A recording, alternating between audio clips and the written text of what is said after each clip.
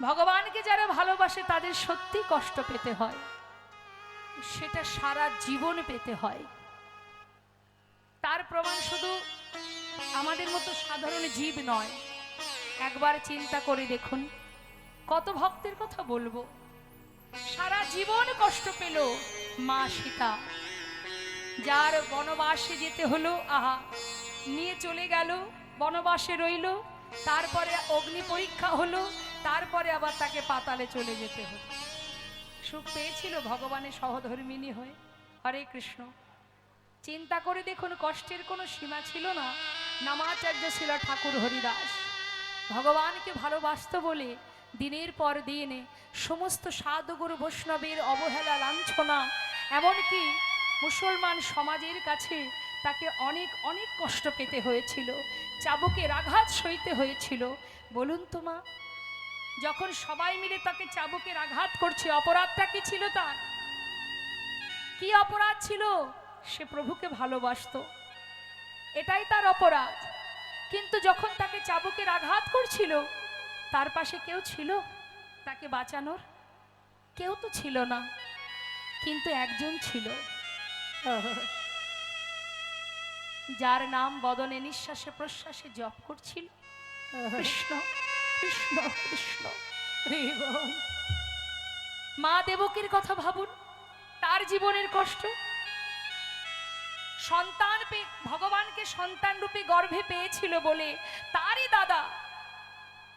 দাদা সারা জীবন তাকে কারাগারে বন্দী করে রেখেছিল। কে আছে সুখে ভগবানকে যে ভালোবেসেছেন? কৃষ্ণের প্রিয় সখা সুদামা। চিন্তা করুন, সারা জীবন গাছতলাতে তার সন্তান, তার স্ত্রীকে নিয়ে ঝড় বৃষ্টির মধ্যে দিয়ে জীবন কেটেছে তার, কিন্তু নিঃশ্বাসে প্রশ্বাসে একটাই নাম, কৃষ্ণ কৃষ্ণ কৃষ্ণ। ভেবে দেখুন মা বিষ্ণুপ্রিয়ার কথা। নবদ্বীপে মাত্র 2 বছর ছিলেন প্রভু তার সঙ্গে। সন্ন্যাসী হয়ে চলে যাবার পর থেকে 4 দেওয়ালের মধ্যে নিজেকে বন্দী করে রেখেছিলেন। যার বদন দেখলে প্রভুর ধর্মের বিঘ্ন ঘটে যায়, সেই বদন আমি জগতে আর কাউকে দেখাবো না। কোন রকমে প্রাণ বাঁচিয়ে রাখতেন, কেন? যাতে প্রভুর সেবা করতে পারি। ভক্ত অত সহজ নয় মা, ভক্ত হওয়া অত সহজ নয়। 5 বছরের ছোট্ট শিশু প্রহ্লাদ, তার কি অপরাধ ছিল? সে প্রভুকে ভালোবাসতো বলে নিজের পিতা তাকে কত সাজা দিয়েছে। ভগবান বললেন, যে করে আমার আশ আমি তার করি সর্বনাশ, তথাপিও যে না ছাড়ে আমার পাশ, আমি হই তার দাসানুদাস।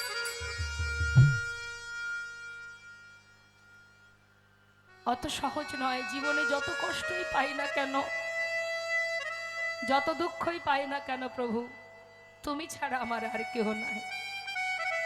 একবার চিন্তা করে দেখুন মাতা দ্রৌপদীর কথা। সভাতে তো কত মানুষ ছিল, আমরা কখনো কখনো বলি না যে আমার কেউ নেই। আচ্ছা বলুন তো, দ্রৌপদীর সবাই যখন বস্ত্র হরণ হয়, সেখানে তো অনেকেই ছিল, কে তাকে রক্ষা করেছিল? কেউ কি করতে পেরেছিল? কত মানুষই তো ছিল, তার নিজের 5টা স্বামী ছিল। সে তো অর্জুনের কণ্ঠে মালা পরিয়েছিল একজনের সহধর্মিণী হবে বলে, কিন্তু দুর্ভাগ্যবশত তাকে 5 পুরুষের সহধর্মিণী হতে হয়েছিল। শুধু তাই নয়, সভাতে যখন 5 জন স্বামী আছে, তা সত্ত্বেও যখন সেই রমণীর বস্ত্র হরণ হয়, এত জন ছিল, এত গুরুজন ছিল, স্বামী ছিল, কেউ তো তাকে রক্ষা করতে আসেনি। একজনই রক্ষা করেছিল। রে বল, তাই রক্ষার মালিক একজনই গোমা। তিনি যেমন দুঃখ দেন, তেমন আবার রক্ষাও করেন। আর ভগবান তাকেই কষ্ট দেন। কাকে? ভগবান তাকেই কষ্ট দেয় যাকে তিনি নিজের করে ভালোবাসেন। প্রেমময়ী রাধারানী একদিন নয়, 2 দিন নয়, 100 বৎসর কৃষ্ণহারা হয়েছিলেন, কিন্তু তথাপিও কৃষ্ণ ছাড়া আর কিছু জানতো না। এটাই হচ্ছে শুদ্ধ প্রেম। আর আমরা একটু আঘাত পেলে কষ্ট পেলে ভগবানকে ভুলে যাই। তাহলে ভগবানকেই যদি ভুলে যাব, কাকে আশ্রয় করব? জগতে কে আছে যে তাকে আশ্রয় করা যায়? যায় না। আজ দেখুন দেবর্ষি নারদ বলে উঠলেন, বৃন্দাবনে সবাইকে কাঁদিয়ে তুমি কি সুখে আছো প্রভু? আমি দেবর্ষি নারদ, তুমি কাঁদিয়ে কি সুখ পাচ্ছ আমি গিয়ে দেখতে চাই। সবাই বলে আমি নাকি গন্ডগোলের গোসাই, বলে না বাবা? কোথাও দেখবেন ঝগড়া হলেই নারদের নাম জপ করে, যেন আরো জোরদার হয় ঝগড়াটা। কিন্তু গন্ডগোলটা যে বেশ অনেকদিন আগে থেকে পাকানো থাকে সেটা কিন্তু কেউ ভাবে না, সবই নারদের ঘাড়েই দোষটা পড়ে। তাই নারদ বলছে সবাই বলে আমি গন্ডগোলের গোসাই, কিন্তু গন্ডগোলটা যে অনেক দিন ধরে পাকানো আছে সেটা কেউ ভাবে না। হে প্রভু, তুমি গন্ডগোল পাকিয়ে রেখেছো, আর এবার আমি নারদ, আমি দেখতে চাই যে তুমি কত সুখে আছো, আমি না দেখে যাচ্ছি না। তাই দেবর্ষি নারদ নিজের বীণাকে বলছে, বীণা এতদিন যার নাম করেছিস ভুলে যা ওই নাম, ওই নাম আর করতে হবে না, আজ থেকে রাধা নাম জপ কর। নিতাই গৌর হরি বল হরি। তাই বীণাকে বলছে, রে বীণা বল বল যন্ত্র রাধা নামে মন্ত্র, বল বল যন্ত্র রাধা নামে মন্ত্র, বল বল যন্ত্র রাধা নামে মন্ত্র, বল বল যন্ত্র রাধা নামে মন্ত্র, যাগ যজ্ঞ ব্রত পূজা কিছু নাহি আর, বল বল যন্ত্র রাধা নামে মন্ত্র, যাগ যজ্ঞ ব্রত পূজা কিছু নাহি আর, আর বল বল বীণে রাধা নাম বীণে, বল বল বীণে রাধা নাম বীণে, বল বল বীণে রাধা নামে বীণে, এ ত্রিভুবনে কিছু নাহি আর, বল বল রাধা নামে মন্ত্র, বল বল যন্ত্র রাধা নামে মন্ত্র, যাগ যজ্ঞ ব্রত পূজা কিছু নাহি আর, যাগ যজ্ঞ ব্রত পূজা কিছু নাই হিয়া। হরিবল হরিবল। বিনাতে রাধা নাম গাইতে গাইতে দেবর্ষি নারদ এবার যাচ্ছেন দ্বারকা অভিমুখে, দ্বারকার পথে যাচ্ছে আর রাধা নাম গাইতে গাইতে যাচ্ছে। তা আমরাও একবার যাব, যখন গাইবো রাধা নাম। আমরা তো যাচ্ছি লীলা শুনতে শুনতে, তাহলে সবাই মিলে আমরাও একবার রাধা নাম গাইবো। চলুন, হাত তুলুন সবাই।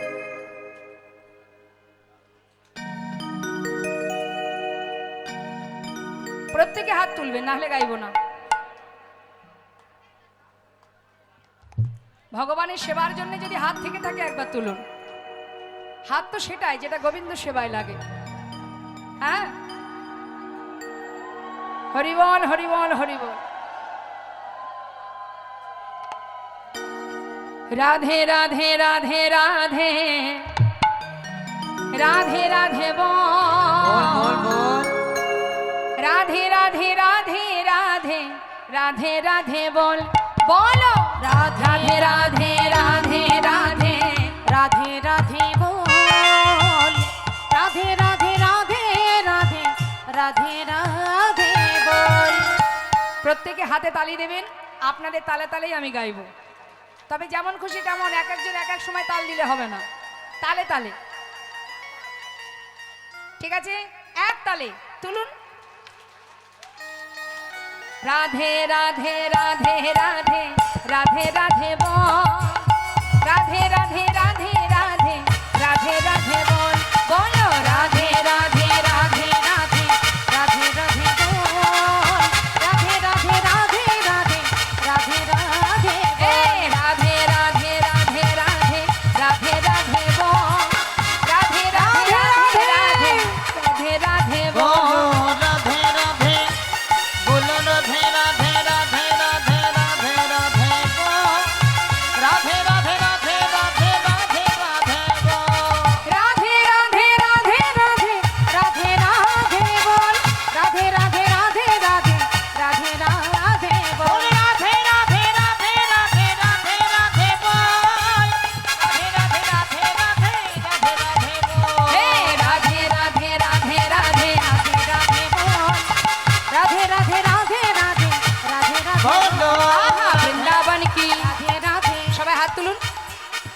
বৃন্দাবন কি বলুন, জোরে জোরে বলবেন রাধে রাধে, খুব জোরে বলবেন, যতটা কণ্ঠে সুর আছে।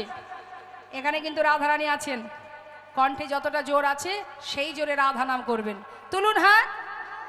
বৃন্দাবন কি, যমুনা মাই কি, রাধা কুंड की, श्याम कुंड की, कैलाशवन की, मधुबन की, राधे राधे मधुबन की, राधे राधे केशी घाट की, राधे राधे मुंशीबाट की, राधे राधे मोहनबान की, राधे राधे माधवीवन की, लोहवन की, तम्रवन की, राधे राधे कमलवन की, राधे राधे भंडीवन की, राधे राधे निधुवन की, आगे पीछे दाहिने बाएं, बोल बोल में ऊपर नीचे बोलो राधे राधे राधे राधे राधे राधे बोल राधे राधे राधे राधे राधे राधे ओ राधे राधे राधे राधे राधे राधे गो राधे राधे राधे राधे राधे राधे गो राधे राधे राधे राधे राधे राधे बोल राधे राधे राधे राधे राधे राधे बोल बोलो राधे राधे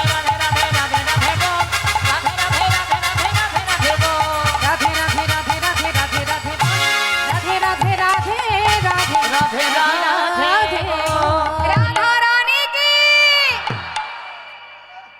এমন রাধা নাম শুনলে বলুন মা কে বা ঘরে থাকতে পারে। মহারাজ রাধা নাম শ্রবণ করে সিংহাসন পরিত্যাগ করে গোবিন্দ ছুটতে ছুটতে পথে এসে দাঁড়ালেন। চোখের জলে বুক ভাসিয়ে কাঁদে আর বলে, ওরে কে শোনালো রে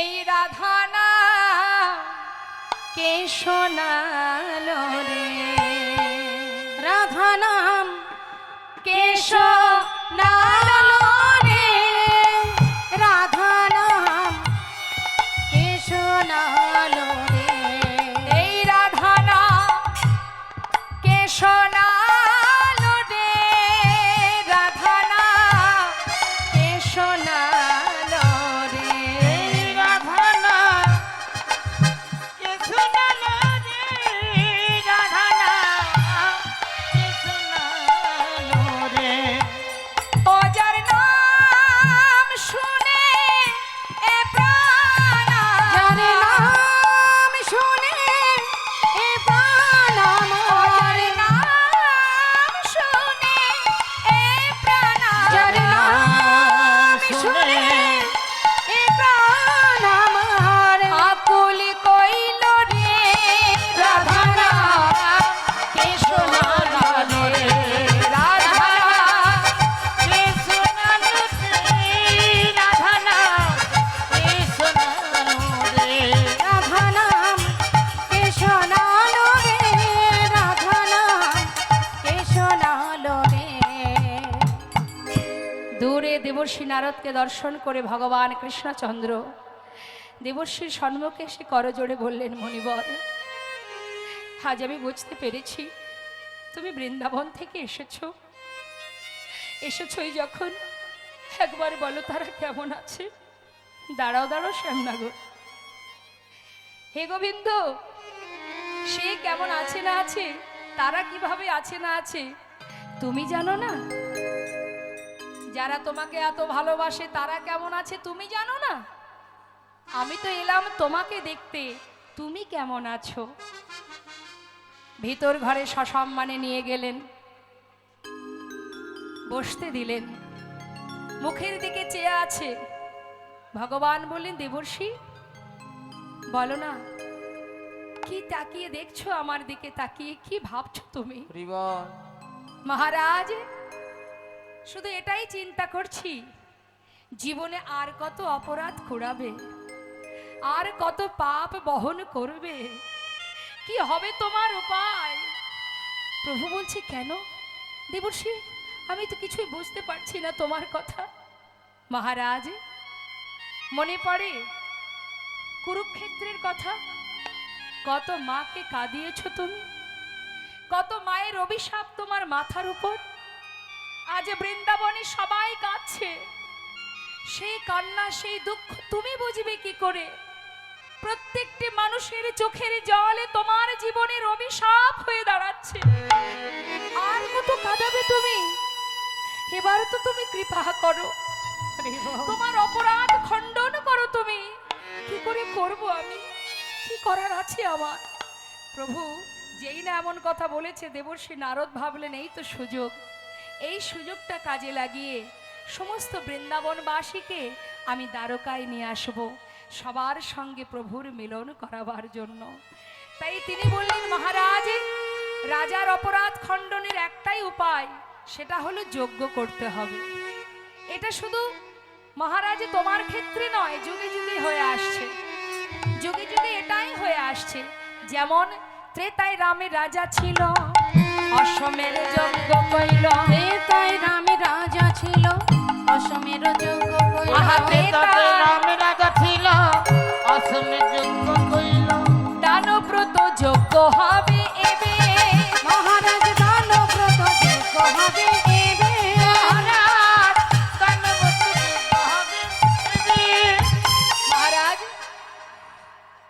ত্রেতায় রাম রাজা ছিল, অশ্বমের যজ্ঞ করেছিল। আর এই দাপর যুগে তুমি যজ্ঞ করবে, যে যজ্ঞের নাম হবে দানব্রত যজ্ঞ, দান ধ্যান করা যজ্ঞ। দান করলে অপরাধ খণ্ডন হয়ে যায়। বেশ, তাই হবে। কিন্তু দেবর্ষি, এই যে যজ্ঞ আমি করব, যজ্ঞের নিয়মাবলী কি আছে? সবই শিখিয়ে দেব মহারাজ, শুনে নাও। এই দানব্রত যজ্ঞে যে যা চাইবে, যে জনা যা চাইবে, হাসি মুখে দিতে হবে। যে জন যা চাইবে, হাসি মুখে দিতে ওই হবে। যে জনা যা চাইবে, হাসি মুখে দিতে হবে।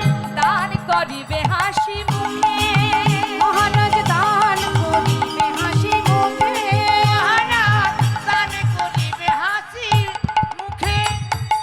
শুধু তাই নয়, প্রত্যেকে যা চাইবে সে তো দিতেই হবে।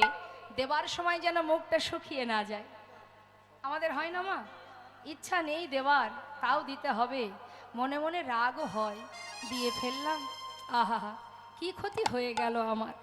কিন্তু ধর্মীয় কাজে কৃপণতা করা যাবে না, ধর্মীয় কাজে কৃপণতা করলে হবে না। উদার মনোভাব নিয়ে তোমাকে উজাড় করে সবাইকে সেবা দিতে হবে, দান করতে হবে। আর দান করবার পর যদি তোমার সবই শেষ হয়ে যায়, তারপরেও মন খারাপ করলে হবে না। তারপরে কি করবে মহারাজ? তারপরে আরো কাজ আছে। দান দেবার পর দেখবে অনেকের অহংকার জন্মায়। আমি আজ এতগুলো বস্ত্র দান করেছি, আমি কম্বল দান করেছি, আমি অন্ন দান করেছি। দান করার পরে অহংকার আসে না আমাদের মধ্যে? আহা কি অহংকার, যেন সব আমি করেছি, ভগবান দিয়েছে তাই তুমি করেছো। তোমার স্বীকৃতি কি? তোমার কর্মফল ভালো ছিল, তাই প্রভুর কৃপায় তুমি পেয়েছো। কিন্তু তুমি যদি মনে করে থাকো সব কিছুর মালিক আমি, তাহলেই মুশকিল।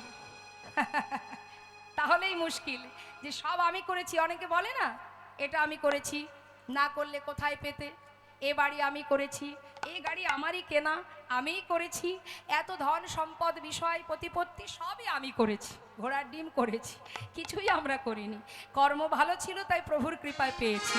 আবার যেদিন আমাদের ভিতরে অহংকার জন্মাবে, তিনি যেমন দিতে জানেন, আবার নিতেও জানেন। নিতেও জানেন, কিভাবে নেবে কে বা জানে। হ্যাঁ, হরিবাসরে দান করতে গেলে দেখবেন গ্রামে গ্রামে পাড়ায় পাড়ায় চাঁদা তুলতে গেলে কারোর বাড়ি যদি 50 টাকা চাঁদা নেওয়া হয়, পাশের বাড়িতে গিয়ে যদি বলা হয় যে মাতাজি তোমার তো যা হোক কিছু তো প্রভু দিয়েছেন, তুমি 100 টাকা দেবে, সে কিন্তু 10 কথা শুনিয়ে দেয়। তুমি আমার বাড়ি রেখেছো, আমার এই দেখেছো ওই দেখেছো বলে ভাবছো আমি ধনী, তার বাড়ি 50 টাকা, আমার বাড়ি 100 টাকা কেন নেবে? 10 কথা শুনিয়ে ছাড়বে। কিন্তু তুমি যেদিক থেকেই দেবে না কেন, এদিকে যদি না দাও তোমাকে আর এক দিক থেকে দিতে হবে। দিতেই হবে তোমাকে, যেমন করে হোক দিতে হবে। তুমি মনে করছো আমি তাকে দিলাম না, ভগবানের সেবায় দিলাম না, কিন্তু তোমার ওই লক্ষ্মী কি ঘরে থাকবে? মনে হয় থাকবে না। লাগাতে যদি হয়, কর্ম যদি করতে হয়, সঠিক কর্ম করো, সঠিক পাত্রে দান করো। কিন্তু আমরা তো সেটা করি না।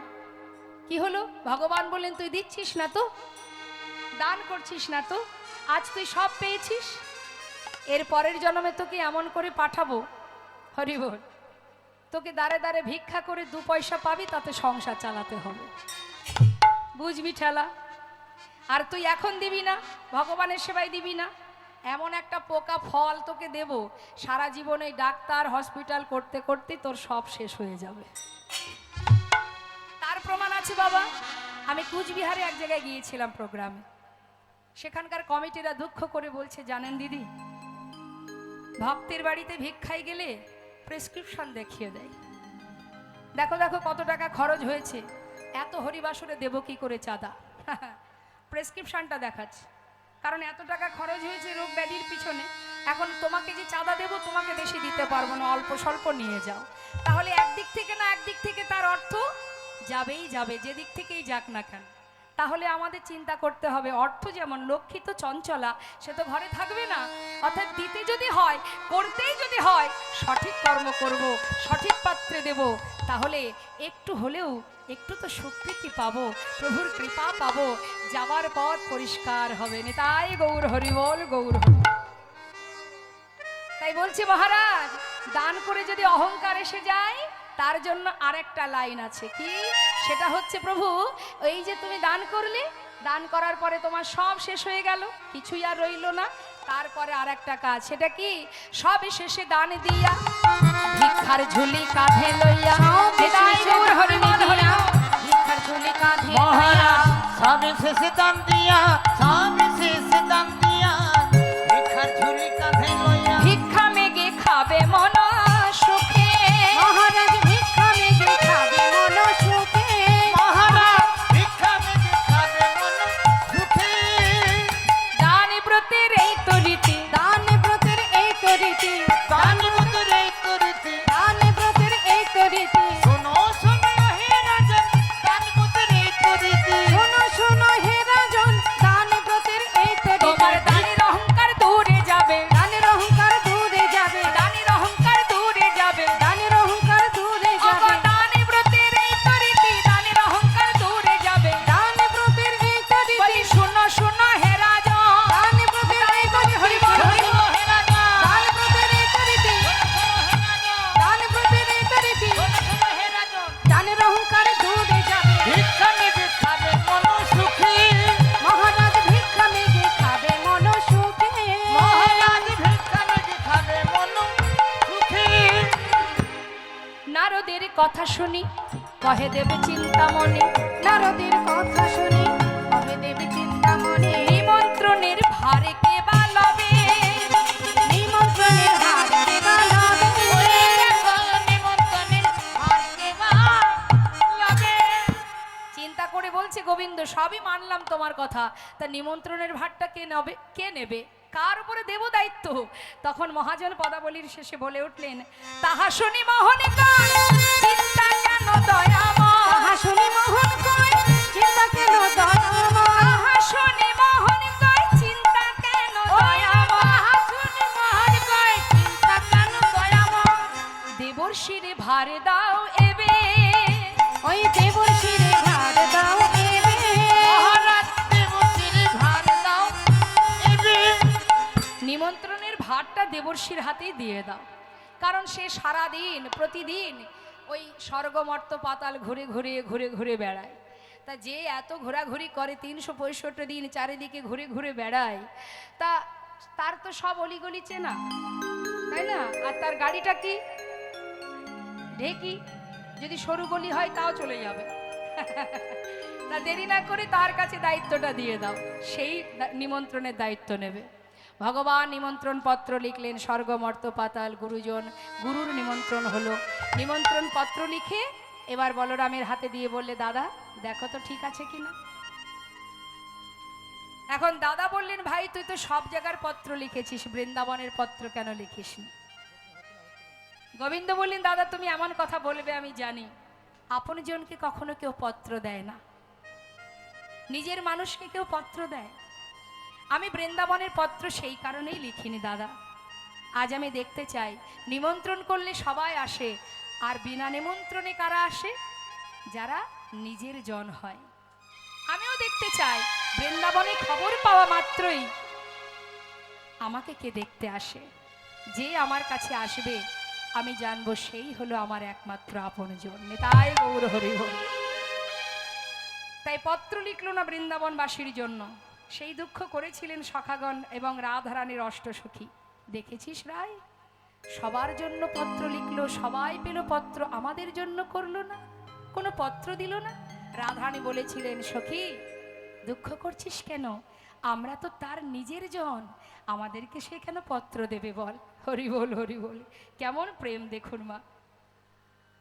স্বর্গমত্ত পাতালে নিমন্ত্রণ করে গোবিন্দ, আহা দেবর্ষি নারদ সে কি করলো, চিন্তা করছে নিমন্ত্রণ তো সব জায়গায় হলো, বৃন্দাবনবাসীর জন্য পত্র লেখেনি ঠিক আছে, খবর দিতে তো আর বাধা নেই, যাই একবার খবরটা দিয়ে আসি। আর এদিকে ভগবান বিশ্বকর্মাকে স্মরণ করে প্রভাস নদীর তীরে যজ্ঞের আয়োজন করবার সমস্ত বন্দোবস্ত শুরু করে দিলেন। আর দেবর্ষি নারদ এলেন বৃন্দাবনে যশোমতী মায়ের অঙ্গনে। মা মার অচৈতন্য হয়ে পড়ে আছে, যেন হঠাৎ শুনতে পেল নূপুরের রুনুঝুনু, বলে উঠল, কে রে তুই কি আমার গোপাল এলি? নূপুরের রুনুঝুনু শব্দ শোনা যায়, আমি তো চোখে ভালো দেখতে পাই না, তুই কে? দেবর্ষি নারদ বললেন, মা আমি দ্বারকা থেকে এসেছি, আমি দেবর্ষি। ও দেবর্ষি, আমার গোপাল কেমন আছে? সে ভালো আছে মা, সে অনেক ভালো আছে। আমি কেন এসেছি জানো? তোমার পুত্র প্রভাস নদীর তীরে যজ্ঞ করছে, তাই তুমি দেরি করো না মা, শিগগিরই যাও, সবাইকে নিমন্ত্রণ করেছে, তোমাদেরও জানিয়ে গেলাম, শিগগিরই গুছিয়ে নিয়ে যাত্রা করো। স্বর্গ মর্ত পাতাল সব জায়গায় নিমন্ত্রণ করার শেষে বৃন্দাবনে নিমন্ত্রণ। আর বৃন্দাবনে যখন নিমন্ত্রণ হচ্ছে মা, তার আগেই কিন্তু অন্যান্য স্বর্গমর্ত পাতালের যত ভক্ত তারা সবাই আগে যাত্রা করেছে, খবর পাওয়া মাত্রই যাত্রা করেছে। অবশেষে খবর পেয়েছে বৃন্দাবনবাসী, তাদের যেতে দেরি হচ্ছে। এদিকে দেবর্ষি নারদ বৃন্দাবনে সবাইকে ডেকে ডেকে এই বার্তা দিচ্ছে। এমন সময় ললিতা, বিশাখা, রাধারানী, ক্ষণে চৈতন্য ক্ষণে অচৈতন্য চিৎকার করে বলে উঠলেন, রাধে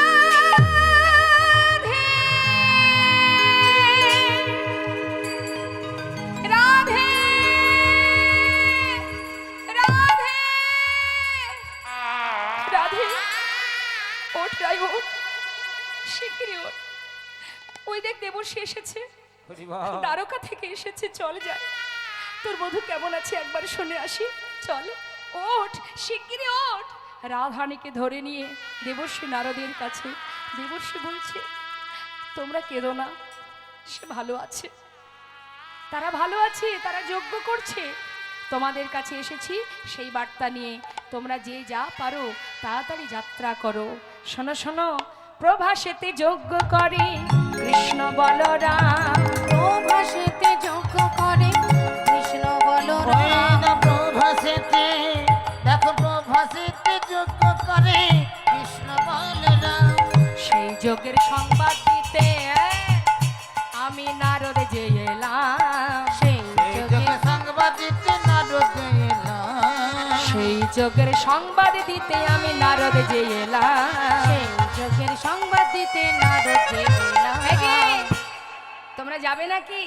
যাও যাও প্রভাসের তীরে যাও, যাও যাও প্রভাসের তীরে যাও, যাও যাও প্রভাসের তীরে যাও, যাও যাও প্রভাসের তীরে ওগো যাও, আর বিলম্ব করো না গো, যাও যাও প্রভাসের তীরে যাও, আর বিলম্ব করো না গো, যাও যাও প্রভাসের তীরে যাও, সেই যজ্ঞের যজ্ঞের সংবাদ দিতে নারদ এলাম, সেই যজ্ঞের সংবাদ দিতে নারদ যে এলাম। যাও আর দেরি করো না। রাধারানী যখনই খবর পেল যে প্রভাসের তীরে যজ্ঞ করছে, মনের আনন্দে রাধারানী মনস্থির করলেন, আমি আর বৃন্দাবনে থাকবো না, যে বৃন্দাবনে আমার বধূ নেই, যে বৃন্দাবনে আর কোনো লীলা হয় না, সে বৃন্দাবনে আমি আর থাকবো না, আমার বধূর দেশে চলে যাব। তাই রাধারানী আমার এই যজ্ঞের খবর পেয়ে ঘর থেকে যাত্রা করেছে। যজ্ঞ বার্তা পেয়ে যাত্রা করিলেন রায়, আয় বালা গো, যোগবাতা পেগাতা চলিলেন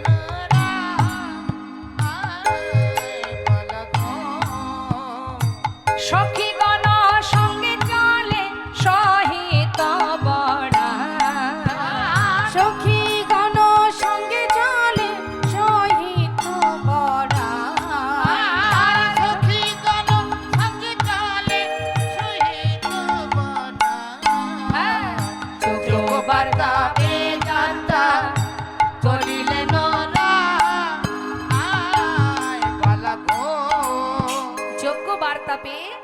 রাধারানী যাত্রা করলেন। আর যেই না যাত্রা করেছে, কোথায় ছিল কালস্য কুটিলা ননদিনী? কুটিলা ননদিনী, আচ্ছা মায়েরাই বলুন, এমন ননদিনী কুটিলা কি শুধু বৃন্দাবনেই আছে?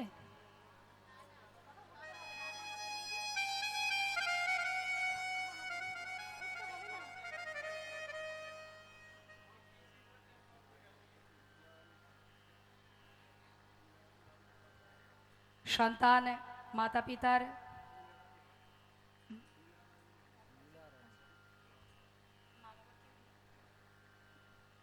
মীনা রানী মান্না আর স্বর্গীয় পাঁচকড়ি মান্না, স্বর্গীয়া মীনা রানী মান্না এবং স্বর্গীয় পাঁচকড়ি মান্না মাতা পিতা তাদের সুসন্তান মা বাবার মঙ্গল কামনার্থে হরিবাসরে 100 টাকা দান করেছেন। নিতাই গৌর হরি হরি হরি হরি।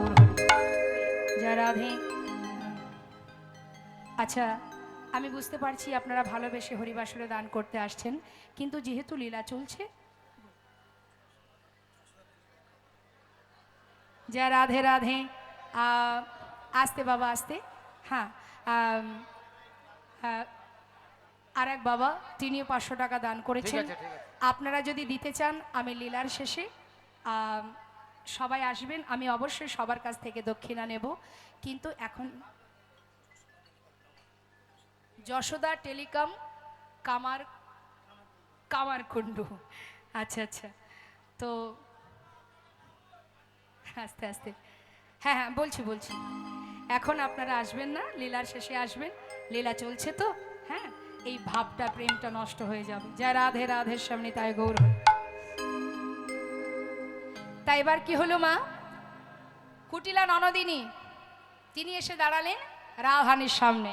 এই বউ, তখন কুটিলা কহে কুটিলে রাখালেতে মনে সকিলে কুটিলা কহে কুটিলে কেন রাখালিতে প্রাণ সকিলে চিরকালে তোর এই বউ কলঙ্ক গেল অহল অল রাধেন চিরকাল তো কলঙ্ক গেল অল রাধিল চিরকাল তোর অল রাধেন চিরকাল তোর অল রাধিল চিরকাল তোর অল রাধিল চিরকাল তোর কলঙ্ক গেল। কি বলেন কথাটা? ছি ছি ছি ছি ছি বউ, ওই কেলে ছোড়ার কাছে মন সপিলি? হ্যাঁ, কলঙ্ক গেল না তোর এ জীবনে? কলঙ্কিনী অসতী দ্বিচারিণী, এত এই অসময়ে মাথায় ডালা সাজিয়ে শোকে বেষ্টিত হয়ে যাচ্ছিস কোথায়? নিশ্চয়ই কেলে ছোড়াকে দেখতে যাচ্ছিস। তবে শুনে নে, আমি তোর ননদিনী কুটিলা, অত সহজে ছাড়ার পাত্রী আমি নই। চুপচাপ এখানে দাঁড়িয়ে থাক, আমি দাদাকে একবার ডেকে নিয়ে আসি। আমি তো দাদাকে বললেই দাদা মানে না, কেন জানি না। দাদাকে নিশ্চয়ই কোনো শিকড় পাকড় খাওয়িয়েছিস, না হলে তোর কথায় উঠে বসে কেন? আজ হাতে নাতে প্রমাণ দেব আমি। কুটিলা রেগে গিয়ে এবার চললেন আয়ানের কাছে। দাদা, ও দাদা, আমি তো কথা বললি তোমার রাগ হয়। তুমি তো মায়ের পূজা নিয়েই ব্যস্ত থাকো, বউটা কোথায় যায় না যায় একটু খোঁজ খবর রাখবে না? হয়েছে তো, কিভাবে যে বশ করেছে। হ্যাঁ, বউ যা বলে তাতেই খুশি। শোনো দাদা, আজকে সামনাসামনি প্রমাণ দেব বলেই তোমাকে নিতে এলাম। তাহলে এতদিনের দোষটা, আমার প্রতি যে দোষটা তুমি বারবার বলো, সেটা আর থাকবে না। আমি আজকে তোমাকে সাক্ষাৎ দর্শন করাবো।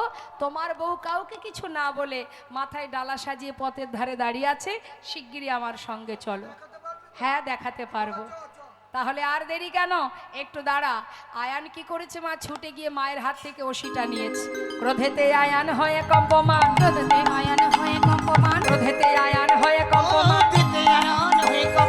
ওষি তুলে নিল হাতে।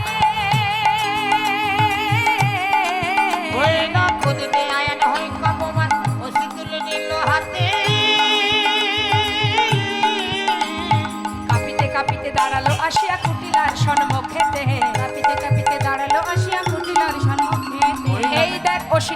এসেছি, এই দেখ বসি নিয়ে এসেছি, এই দেখ বসি নিয়ে এসেছি, এই দেখ বসি নিয়ে এসেছি, ফুলের কাঁটা দূর করিতে এই দেখ বসি নিয়ে এসেছি, ফুলের কাঁটা দূর করিতে এই দেখ বসি নিয়ে এসেছি। কাঁপিতে কাঁপিতে দাঁড়াইয়া ফুলটা সম্মুখেতে। কাঁপিতে কাঁপিতে দাঁড়ালো আসিয়া ফুলটা সম্মুখেতে। ক্রোধেতে আয়ান হয়ে কম্পমান, কাঁপতে কাঁপতে মায়ের হাত থেকে ওষিটা নিয়েছে। কুলের কাঁটা আজ আমি দূর করবই। তাড়াতাড়ি করে ওষি নিয়ে রাধার কুটিলার হাত ধরে চললেন রাধানের কাছে। রাধানের কাছে এসে যেই না দাঁড়িয়েছে, দেখছে সত্যি রাধানি পশরা মাথায় নিয়ে দাঁড়িয়ে আছে। এসে জিজ্ঞাসা করলেন আয়ান, ছি ছি ছি ছি ছি, হ্যাঁ রে বউ, এই বউ, আমাকে ছেড়ে যাচ্ছিস কোথায়? বল কোথায় চলেছিস? ছি ছি ছি ছি, হ্যাঁ রে, সব কুলে কালি দিয়ে ঘরের লক্ষ্মী পরপুরুষের কাছে যাওয়া, নিজ পতি তেজি পরপতি ভোজি, নিজ পতি তেজি পরপতি ভোজি, নিজ পতি তেজি পরপতি ভোজি, পরপতি ভজি। মজিলি রাখাল সহানে এ ওই না নিজ পতি তেজি পরপতি ভজি, মজলি রাখাল সনে। পাপের ভান্ডার পুড়ে গেছে তো, আর তোকে বাঁচিয়ে রাখবো না। হলো পুণ্যকাল ঘুচাবো জঞ্জাল, এই ছিল তোর কপালে। হলো কোনকাল ঘুচাবো জঞ্জাল, এই ছিল তোর কপালে। হলো পুণ্যকাল ঘুচাবো জঞ্জাল, এই ছিল তোর কপালে। হলো পুণ্যকাল ঘুচাবো জঞ্জাল, ছিল কপালে। রাধে তোর প্রাণ নাশিব, রাধে তোর প্রাণ নাশিব, ফুলের কাঁটা দূর করিব, রাধে তোর প্রাণ নাশিব। আমার ফুলের কাঁটা দূর করিব, রাধে তোর প্রাণ নাচিব। হলো পুণ্যকাল ঘুচাবো জঞ্জাল, এই এই ছিল তোর কপালে। হলো পুণ্যকাল ঘুচাবো জঞ্জাল, ছিল কপালে। পাপের ভান্ডার পুড়ে গেছে, পরিপূর্ণ হয়ে গেছে, তাই জঞ্জাল ঘোচাবার জন্য, কুলের কাঁটা দূর করবার জন্য আমি ওষি নিয়ে এসেছি, তোকে আর আমি বাঁচাবো না। মায়ের চরণে বলি দিয়ে তারপরে ঘরে ফিরবো। আয়ানে যেই না আঘাত করতে যাবে রাধানীকে, রাধানী প্রাণ নেবে, এখন সঙ্গে সঙ্গে রাধানী মনে মনে ভাবলেন উপযুক্ত সময় হয়েছে আয়ানকে পুরবের কথা স্মরণ করানোর। তাই রাধানী দেরি না করে যোগমায়া পূর্ণমাসী মা যোগমায়াকে স্মরণ করলেন।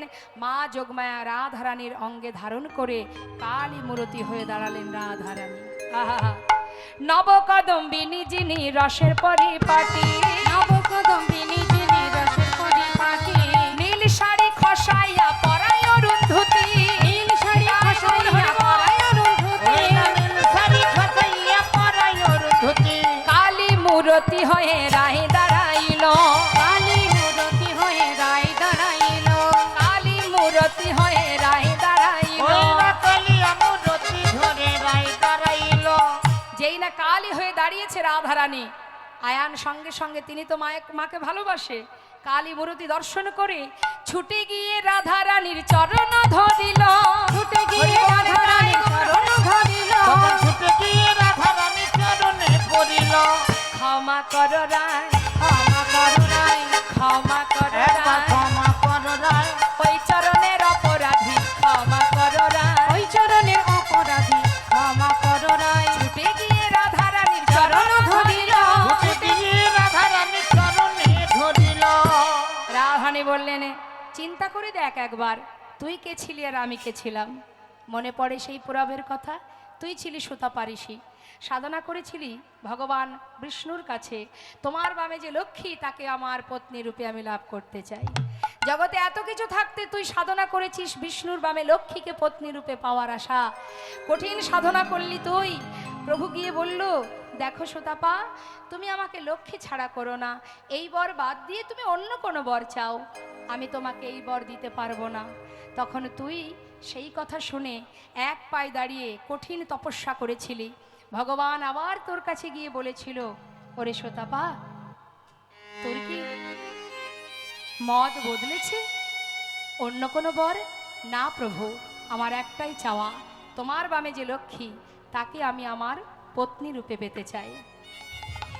বাঞ্ছা কল্পতরু ভগবান যতবার বলে দিতে পারবো না, ততবার ভক্ত বলে ওঠে, তাহলে তুমি কিসের বাঞ্ছা কল্পতরু? ভক্তের বাঞ্ছা পূর্ণ করতে পারো না? আহা, কেমন ভক্ত দেখুন মা। চলে যাও তুমি, চাই না তোমার বর। ভগবান বললেন, বেশ, মনোবাঞ্ছা পূর্ণ হবে। তখন স্বয়ং লক্ষ্মী বলেছিল, রে সুতাপা, এত কিছু থাকতে তুই যখন আমাকেই তোর ঘরণী করে পেতে চাস, আমি অবশ্যই তোর ঘরের ঘরণী হব, কিন্তু তুই হবি নপুংস। নিতাই গৌর হরি বল। সেই থেকে কিন্তু মাতৃজ্ঞানে ভালোবাসতে আয়ান। তাই আজ যেই এই কথা বলেছে মা, আয়ানের পুরাবের কথা মনে পড়ে গেল। আয়ানের হলো চৈতন্য, বলে শ্রীমতী তুমি ধন্য, ভ্রান্তে চিনতে না পেরে বলেছি কত কুবচন। ভাবতে চিনতে না পেরে বলেছি কুবচন। আমি ভ্রান্তে চিনতে পারিনি, হ্যাঁ তুমি আমায় ক্ষমা করে দাও। শুধু তোমার কাছে একটি বাসনা রাই, যেদিন আমার অন্তিম সময় আসবে সেই দিন যেন তোমাদের যুগল একবার দর্শন পাই। জটিলা কুটিলা বলে উঠলেন, এতদিন তোকে ঘরে বেঁধে রেখেছিলাম শুধু যুগল দর্শন পাওয়ার আশায়।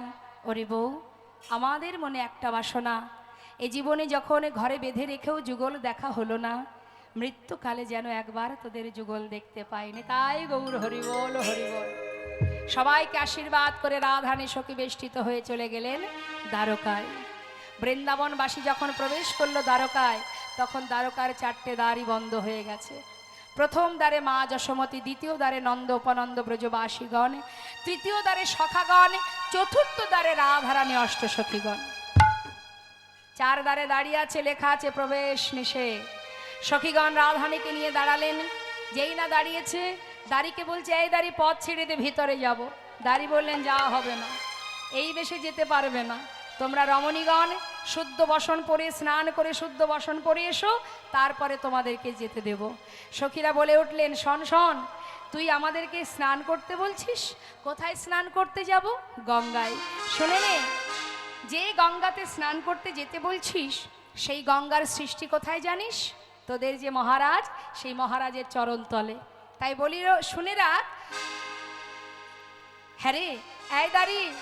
সখীরা বলে উঠলেন, শোন শোন, যেতে বলিস গঙ্গা স্নানে, শুনে হাসি পায়।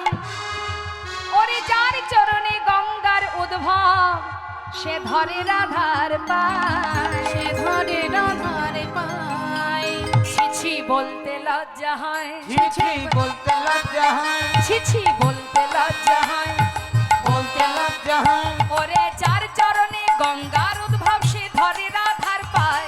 যার চরণে গঙ্গার উদ্ভব, সে ধরে রাধার পায়। ছিছি বলতে লজ্জা হয়। কি হয়েছে মা? বৃষ্টি পড়ছে?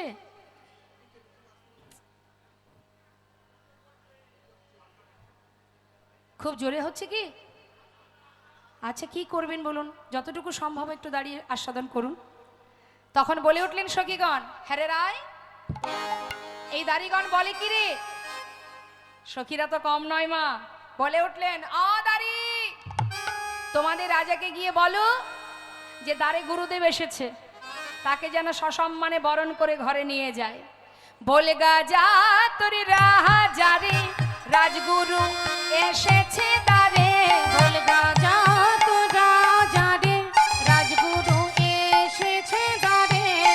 পায়ে ধরে নিয়ে যেতে বল, ওহে দাঁড়ি। পায়ে ধরে নিয়ে যেতে বল, ওরে দাঁড়ি।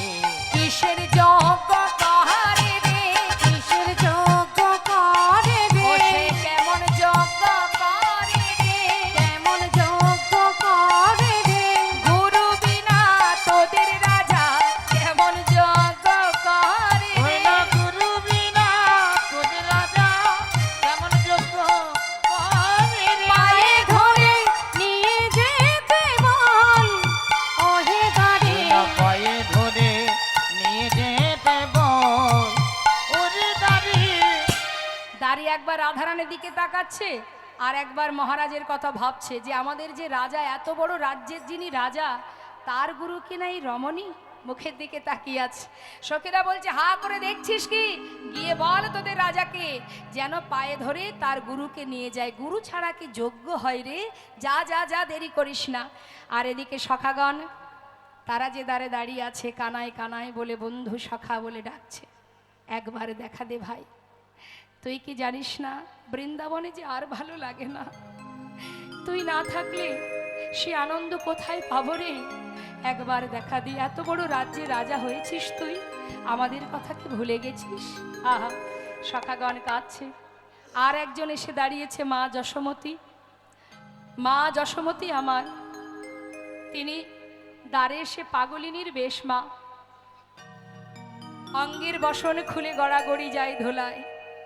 পাগলিনীর ন্যায় কত আশা নিয়ে আজ গোপালকে দেখবে বলে ব্রজবাসীর কাছ থেকে একটু একটু করে ননি মাখন চেয়ে আজ সেই ননি মাখনটুকু নিয়ে এসেছে আজ দ্বারকায়। দাড়িকে বলছে, দাড়ি আমি একটু ভিতরে যাব, যেতে দে না। দাড়ি বলছে, এখন তো আর যাওয়া হবে না, দেখছো না কি লেখা আছে, প্রবেশ নিষেধ, আর তো যাওয়া যাবে না, যজ্ঞ শুরু হয়ে গেছে, আর যাওয়া যাবে না। হ্যাঁ রে, আমাকে যে যেতেই হবে, একটি বার ভিতরে যেতে দে। আমার গোপাল এত বড় যজ্ঞ করছে। তোমার গোপাল? কে তোমার গোপাল? ওরে, তোদের যে রাজা, সেই তো আমার গোপাল। অট্টহাসি হাসছে দোয়ারপাল। আরে, আমাদের রাজার মা হবে রাজমাতা, এমন কাঙালিনী কেন হতে যাবে? ও বুড়িমা, নিশ্চয়ই বেশ কিছুদিন হয়েছে না খেতে পেয়ে এমন পাগলের মতো বকছো। আরে শোনো শোনো, ওই দূরে গিয়ে বসো, এখানে বারবার গোল করো না, ঝামেলা করো না, দূরে গিয়ে বসো।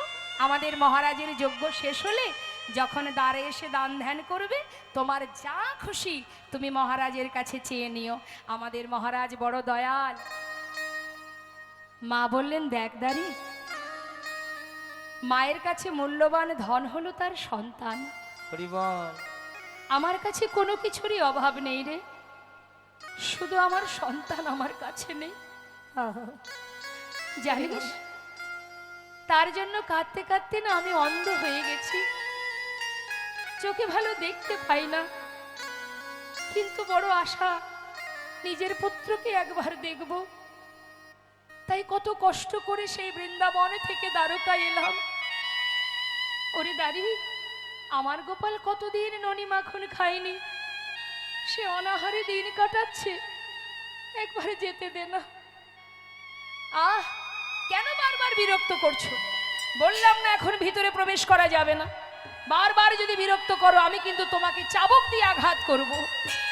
মা বললেন, মারবি তো মার, যত খুশি মার, কিন্তু তবুও বলবো, তোর হাতে ধরি, তোর পায়ে পড়ি, একবার আমায় যেতে দে, একটি বার যেতে দে। আমার গোপাল যে না খেয়ে আছে, একবারে যেতে দে। কোনো কথাই না শুনে দাঁড়িয়ে দেখছে, তো কোনো কথাই শুনছে না, বিরক্ত করছে। চাবুক নিয়ে আঘাত করতে শুরু করলেন। যতবার তার অঙ্গে চাবুকের আঘাত পড়ছে, ততবার মা চিৎকার করে গোপাল গোপাল বলে ডাকছে।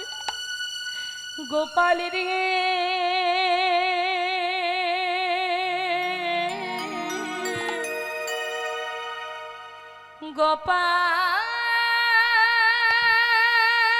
গোপাল রে,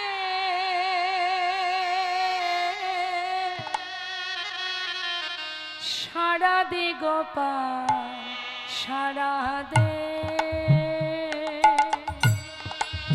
গোপাল রে,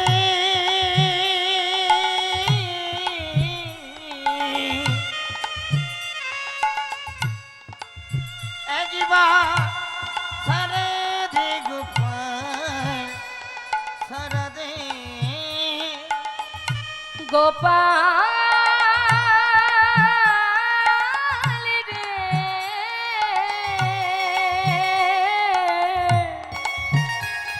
ওরে সাড়া দে গোপাল, সাড়া দে গোপাল রে,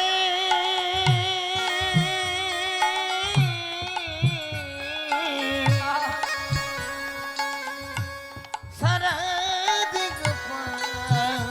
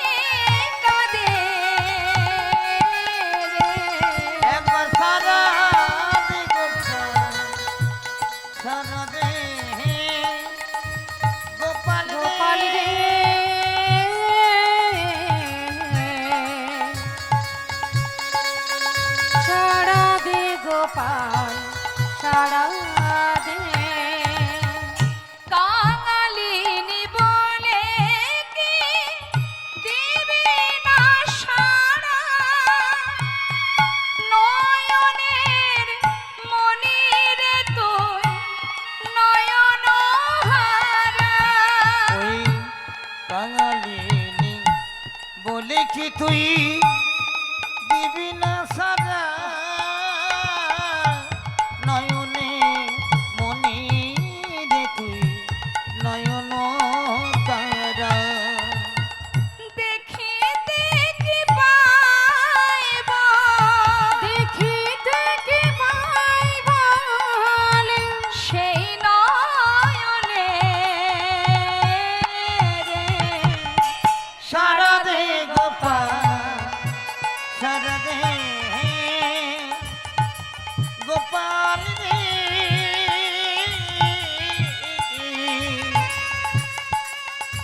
সারা দে গোপাল সারা দে যে বাঁশি বাজিয়েছিলি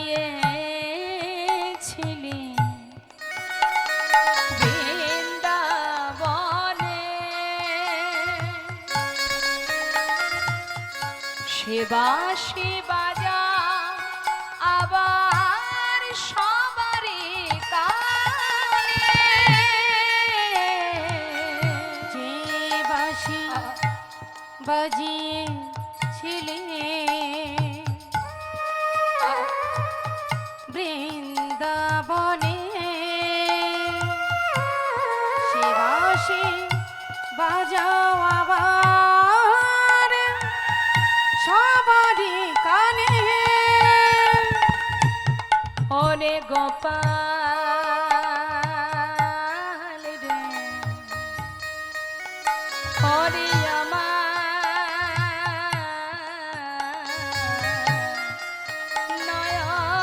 নয়ন মনি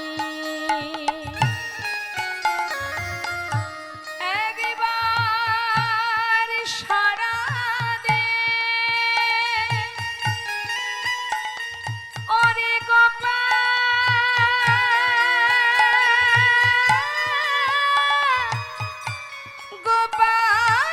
রে ওরে গোপাল ওরে আমার নয়ন মনি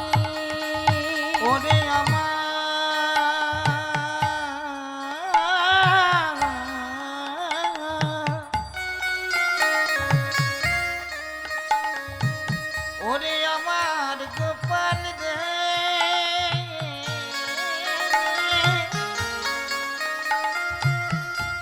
শুধু একবার আমায় মামা বলে ওরে আমার নয়ন মনি নয়ন তারা ওরে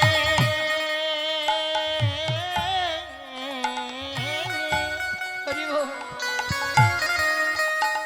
গোপাল রে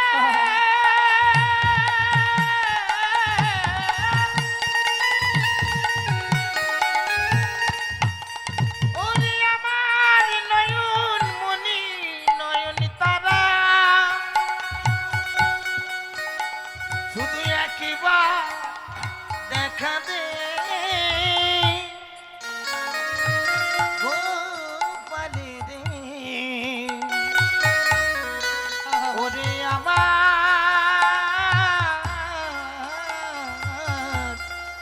গোপাল গোপাল ওরে গোপাল যে বাঁশি বাজিয়েছিলে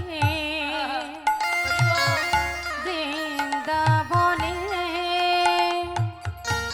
সে বাঁশি বাজাও আবার সবারই কানে ওরে তোর বিরহেতে কাঁদে অলিকো শ্রীদাম সুদাম কেঁদে হয়েছে ব্যাকুল ওরে তোর বিরহেতে কাঁদে লিকুল শ্রীদাম সুদাম কেঁদে হইয়া বেকুল ওরে তোর বিরহেতে কাঁদে অলিকো শ্রীদাম সুদাম কেঁদে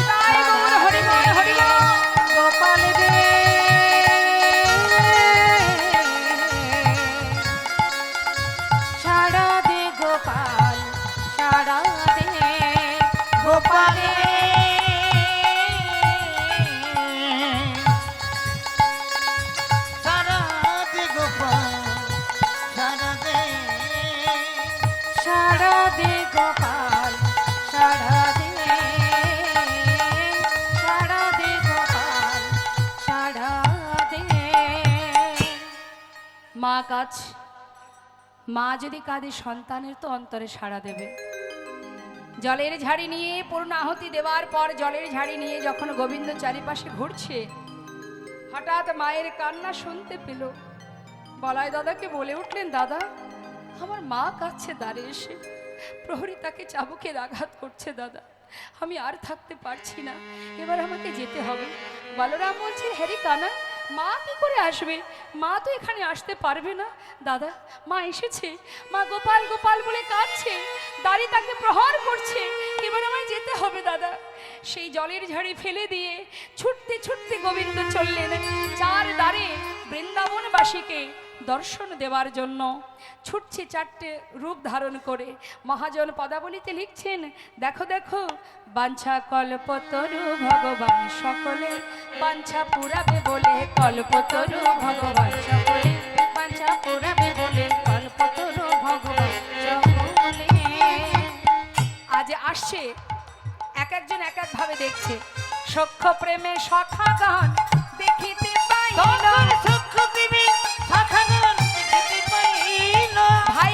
ভাই কানাই বলে কাঁধে তুলে নিল, ভাই কানাই ভাই কানাই বলে কাঁধে তুলে নিল,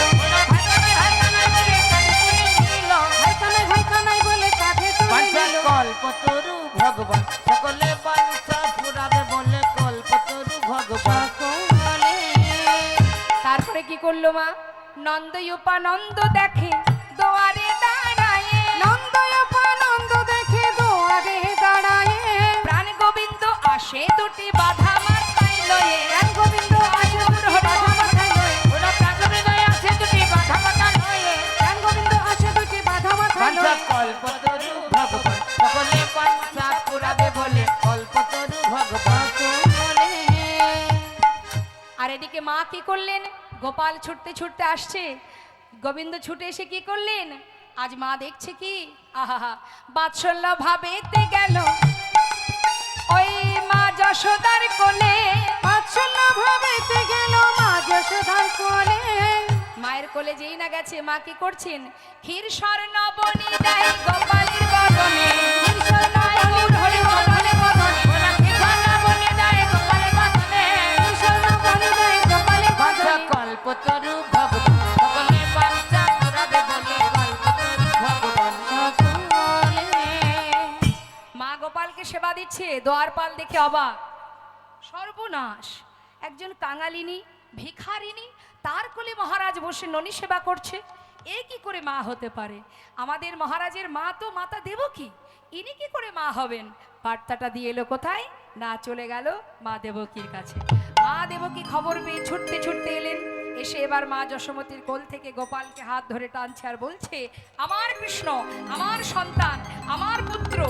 আর মা যশোমতী গোপালকে চেপে ধরে বলছো, আমার কানাই, আমার সন্তান, আমার গোপাল। এখন দ্বারকাবাসীও তো চিন্তায় পড়ে গেল, সত্যি তাহলে মাকে। তারাও বলতে চাইলেন, বলতে লাগলেন যে দেখো তোমরা দুই মায়ে যদি এক সন্তানকে এইভাবে টানাটানি করো, আমাদের মধ্যেও তো চিন্তা বেঁধে যায়, তাই আমাদের এই কৌতূহল, আমাদের চিন্তাটাকে আমরা পরিষ্কার করতে চাই। দুই মাকে পরীক্ষা দিতে হবে, প্রকৃত মাকে সেটা আমরা দেখতে চাই না, তাই গৌর হরি বল। এখন মা দেবকী তো নিশ্চিত যে আমি কারাগারে সন্তানকে জন্ম দিয়েছি, অর্থাৎ আমি তার মা। মা দেবকী বললেন, আমি আগে পরীক্ষা দিয়ে দিই, কারণ আমি জানি আমার সন্তান, সে আমারই পুত্র, আমি তাকে গর্ভে ধারণ করেছিলাম, এর জন্য আবার পরীক্ষার কিংবা প্রয়োজন?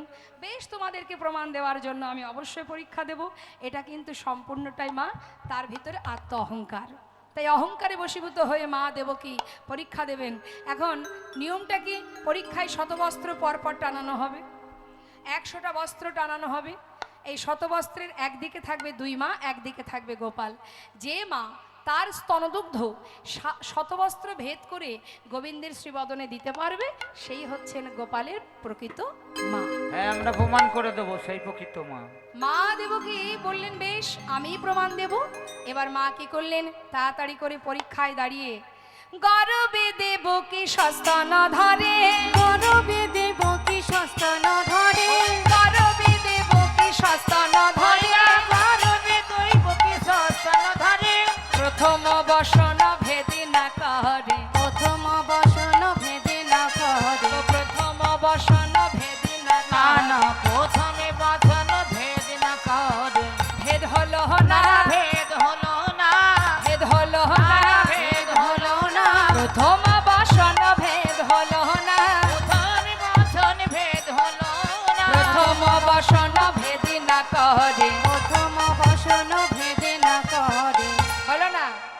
একটা বস্ত্র ভেদ হলো না, শত বস্ত্র পড়ে থাক।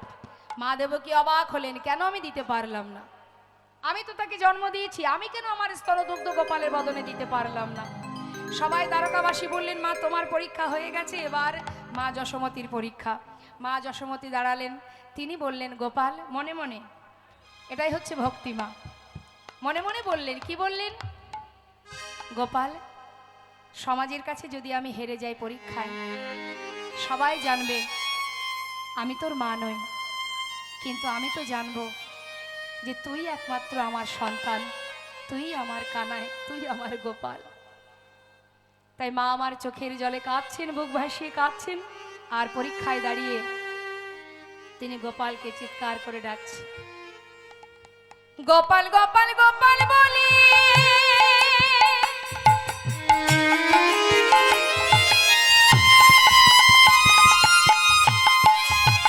মায়া আমার কাঁদিতে লাগিল,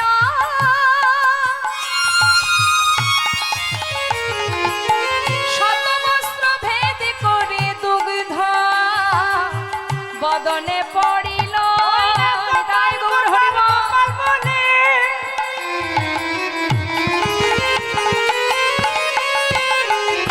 মায়া আমার কাঁদিতে লাগিল,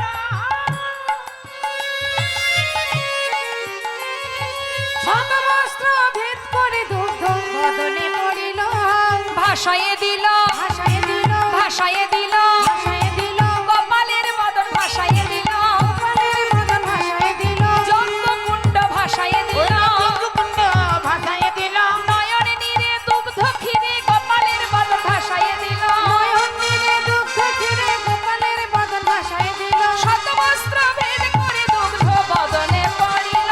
শত বস্ত্র ভেদ করে দুগ্ধ বদনে পড়িল। তাহলে প্রকৃত মা কে হলো? মা দেবকে জিজ্ঞাসা করলেন, তবে আমি তোকে জন্ম দিলাম, আমি কেন দুগ্ধ দিতে পারলাম না? বলে উঠলেন, গোবিন্দ ভেবে দেখো মা পুরবের কথা, তুমি ছিলে রাম অবতারে মাতা কৈকেয়ী, আমার মাতা কৌশল্যা পিতার আদেশ মতো 14 বৎসরের জন্য বনে যাবার কালে এক বাটি দুগ্ধ এনেছিল, তুমি সেই দুগ্ধ আমাকে খেতে দেবে না বলে ফেলে দিয়েছিলে। শুধু তাই নয় মা, ফিরে আসবার পর 14 বৎসর পরে তুমি আমাকে বলেছিলে, রাম আমি যে অন্যায় করেছি তোর প্রতি, বাবা কথা দে এই জন্মে তোর মা হতে পারিনি, তাই পরের জন্মে আমি যেন সন্তান রূপে আমার গর্ভে তোকে ধারণ করতে পারি। আমি কথা দিয়েছিলাম মা, তাই হবে। আমি এসেওছি তোমার গর্ভে, তুমি কারাগারে আমাকে জন্ম দিলে, জন্ম দেওয়া মাত্রই কংসের ভয়ে পিতার মাথায় করে আমাকে গোকুলে পাঠিয়ে দিলে, সেদিনও তুমি আমাকে একটু হলেও দুগ্ধ পান করাওনি, তাহলে আজ কেন দুগ্ধ পান করব? আর এই যে মা যশোমতী, তার দুগ্ধ কেন পান করলাম?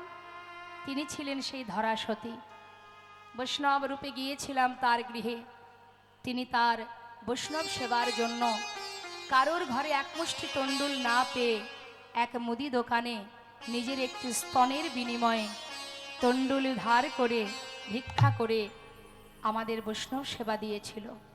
সেই দিনে আমি কথা দিয়েছিলাম, যে স্তনের বিনিময়ে আজ বৈষ্ণব সেবা দিলে পরের জন্মে সন্তান হয়ে সেই স্তনদুগ্ধ আমি পান করব না। তাই বল হরি বল হরি বল। প্রকৃত প্রমাণিত হলেন মা যশোমতী, তিনিই হলেন গোপালের মা। এদিকে হলো কি মা, আরো এক দ্বারে দাঁড়িয়ে আছে অষ্টসখী রাধারানী। হঠাৎ করে সখীগণ কি দেখলেন?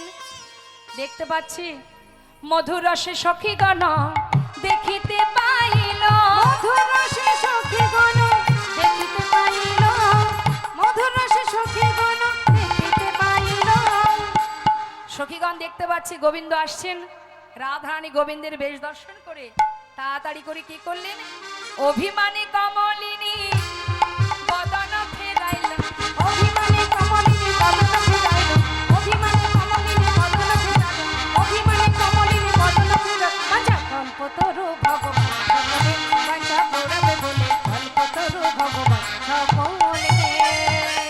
সখীরা বললেন, রাধে হঠাৎ করে আবার কি হলো তোর? যার জন্য এত কষ্ট করে আসা সেই তো তোর কাছে এলো, হঠাৎ তুই মুখটা এমন করে আড়াল করে দাঁড়ালি, কি ব্যাপার? তাকে কাছে টেনে নে। রাধারানী বললেন, ওরে সখী রে, আমি তো কোনো রাজাকে ভালোবাসি নাই, ওকে চলে যেতে বল। আমি ভালোবেসেছিলাম একে রাখালকে, আমি কোনো রাজাকে চিনি না। গোবিন্দ বুঝতে পারলেন যে রাধারানী রাজবেশ চান না, তাই নিজের বেশ খুলে এবার পরিধান করলেন রাখালের বেশ। রাখালের বেশ পরিধান করে রাধারানীর অভিমান ভাঙছেন গোবিন্দ আমার।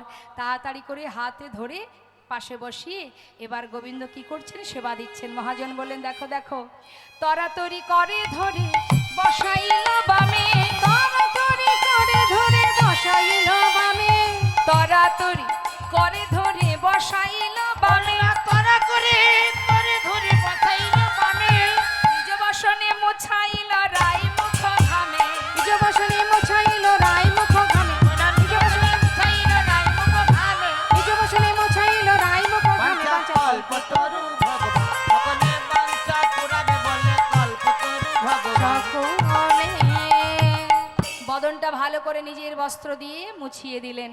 দেবার পর এবার রাধারানীকে কি করলেন, ভাঙিয়া চূড়ার ফুল চরণ পূজা করে, ভাঙিয়া চূড়ার ফুল চরণ পূজা করে, ভাঙিয়া চূড়ার ফুল চরণ পূজা করে।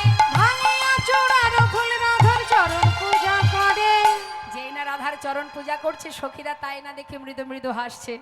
ললিতা মুচুকি হাসে কুন্দলতার আড়ালে, মুচুকি হাসি কুণ্ডলতার আড়ে, ওই না ললিতা মুচুকি হাসে কুণ্ডলতার আড়ে, মুচুকি হাসি কুণ্ডলতার আড়ে। ওই না ললিতা মুচুকি হাসি কুণ্ডলতার বাঞ্ছা আড়ে। কল্পতরু ভগবান সকলে বাঞ্ছা পুরাবে বলে কল্পতরু ভগবান সকলে সকলে বলে, হেই মা তা জানি না। হেই মা তা জানি না। আমার সখীরা বলা বলি করছে কি, হেই মা তা জানি না। বলে হেই মা তা জানি না। পুরুষ নারীর চরণ সেবা করে, হেই মা তা জানি না। নারীর চরণ সেবা করে, হেই মা তা জানি না। আনিয়া প্রভাসের জল চরণ ধোয়ালো, আনিয়া প্রভাসের জল চরণ ধোয়াইল। ওই যে ছিল বাবা, যে প্রভাস নদীর জল নিয়ে যেদিন রাধারানী চরণ ধৌত করবে সেদিনই তার অভিশাপ থেকে সে উদ্ধার হবে। তাই কি করলেন গোবিন্দ, যেই না চরণ ধোয়ালেন, মহাজন লীলার পাশে দাঁড়িয়ে বললেন কি, গোবিন্দ দাসে কহে প্রভাস তীর্থ যে হইল, গোবিন্দ গৌর হরিবল হরিবল তীর্থ যে হইল, ওই না গোবিন্দ দাস কহে প্রভাস তীর্থ যে হইল, গোবিন্দ দাস কহে প্রভাস তীর্থ যে হইল, ওই না গোবিন্দ দাস বলে প্রভাস তীর্থ হইল। গোবিন্দ দাস কহে প্রভাস তীর্থ যে হইল। বাঞ্ছা কল্পতরু ভগবান সকলে বাঞ্ছা পুরাবে বলে কল্পতরু ভগবান। সকলে এবার সখীরা সবাই মিলে সুন্দর একটি মালা গেথে রাধারানী হাতে দিলেন। আনিয়া মালতীর মালা রায়ের করে দিল, আনিয়া মালতীর মালা রায়ের করে দিল। আনিয়া মালতীর মালা রায়ের করে দিল। নে আর দেরি কেন, পরা তোর বধূকে। শ্রীমতী রাধারানী এবার সেই মালতী ফুলের মালা নিয়ে বধূর গলায় পরাইয়া বামে দাঁড়াইল, বধুর গলায় পরাইয়া বামে দাঁড়াইল, ওরা বধূ গলায় পরাইয়া বামে দাঁড়াইল, বধুর গলায় পরাইয়া বামে দাঁড়াইল। বধূ গলায় পরাইয়া বামে দাঁড়াইল। বাঞ্ছা কল্পতরু ভগবান সকলে বাঞ্ছা পুরাবে বলে কল্পতরু ভগবান সকলে যা রাধে রাধে। এবার রাধা গোবিন্দ যুগলে দাঁড়ালেন, সবাই সখীগণ আজ যুগল হেরে যুগল গুণগান গাইতে লাগলেন। আমরাও সবাই মিলে সখী অনুগত হয়ে প্রাণ ভরে সবাই মিলে যুগল গুণগান গাইব। সবাই বলবো, জয় রাধে রাধে বন কৃষ্ণ কৃষ্ণ বন, রাধে রাধে বন কৃষ্ণ কৃষ্ণ বন, জয় রাধে।